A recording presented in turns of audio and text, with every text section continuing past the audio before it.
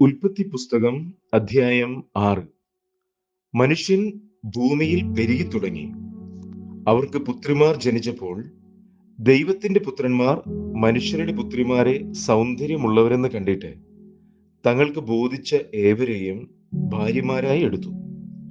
അപ്പോൾ യഹോവ, മനുഷ്യനിൽ എൻ്റെ ആത്മാവ് സദാകാലവും വാദിച്ചുകൊണ്ടിരിക്കുകയില്ല. അവൻ ജഡം തന്നെയല്ലോ, എങ്കിലും അവന്റെ കാലം 120 സംവത്സരമാകും എന്ന് അരുളി ചെയ്തു. അക്കാലത്ത് ഭൂമിയിൽ മല്ലന്മാരുണ്ടായിരുന്നു.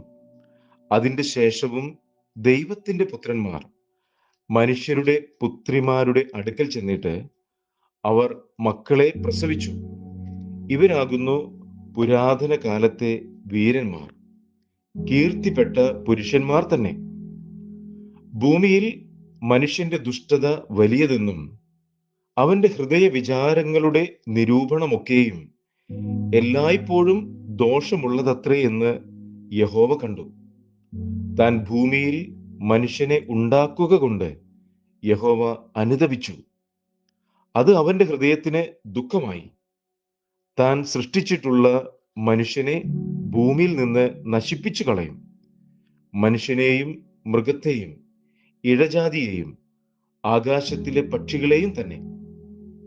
അവയെ ഉണ്ടാക്കുക കൊണ്ട് ഞാൻ അനുതപിക്കുന്നു എന്ന് യഹോവ അരുളി ചെയ്തു. എന്നാൽ നോഹയ്ക്ക് യഹോവയുടെ കൃപ ലഭിച്ചു. നോഹയുടെ വംശപാരമ്പര്യം എന്തെന്നാൽ, നോഹ നീതിമാനും തന്റെ തലമുറയിൽ നിഷ്കളങ്കനുമായിരുന്നു. നോഹ ദൈവത്തോട് കൂടെ നടന്നു. ശേം, ഹാം, യാഫെത്ത് എന്ന 3 പുത്രന്മാരെ നോഹ ജനിപ്പിച്ചു. എന്നാൽ ഭൂമി ദൈവത്തിന്റെ മുൻപാകെ വഷളായി. ഭൂമി അതിക്രമം കൊണ്ട് നിറഞ്ഞിരുന്നു. ദൈവം ഭൂമിയെ നോക്കി, അത് വഷളായി എന്ന് കണ്ടു. സകല ജഡവും ഭൂമിയിൽ തന്റെ വഴി വഷളാക്കിയിരിക്കുന്നു. ദൈവം നോഹയോട് കൽപ്പിച്ചതെന്തെന്നാൽ, സകല ജഡത്തിന്റെയും അവസാനം എൻ്റെ മുൻപിൽ വന്നിരിക്കുന്നു. ഭൂമി അവരാൽ അതിക്രമം കൊണ്ട് നിറഞ്ഞിരിക്കുന്നു. ഞാൻ അവരെ ഭൂമിയോട് കൂടെ നശിപ്പിക്കും. നീ ഗോഫർ മരം കൊണ്ട് ഒരു പെട്ടകമുണ്ടാക്കുക. പെട്ടകത്തിന് അറകൾ ഉണ്ടാക്കി അകത്തും പുറത്തും കീൽ തേക്കണം. അത് ഉണ്ടാക്കേണ്ടത് എങ്ങനെയെന്നാൽ, പെട്ടകത്തിന്റെ നീളം 300 മുഴം, വീതി 50 മുഴം, ഉയരം 30 മുഴം. പെട്ടകത്തിന് കിളിവാതിൽ ഉണ്ടാക്കണം. മേൽ നിന്ന് 1 മുഴം താഴെ അതിനെ വെക്കണം.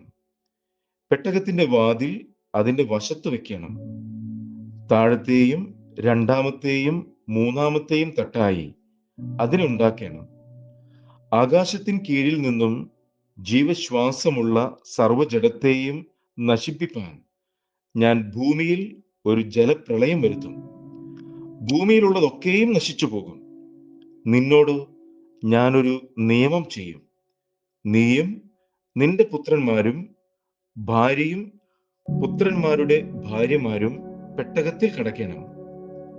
സകല ജീവികളിൽ നിന്നും സർവ്വജഡത്തിൽ നിന്നും തന്നെ ഈരണ്ടിനെ നിന്നോട് കൂടെ ജീവരക്ഷയ്ക്കായിട്ട് പെട്ടകത്തിൽ കയറ്റണം. അവ ആണും പെണ്ണുമായിരിക്കണം.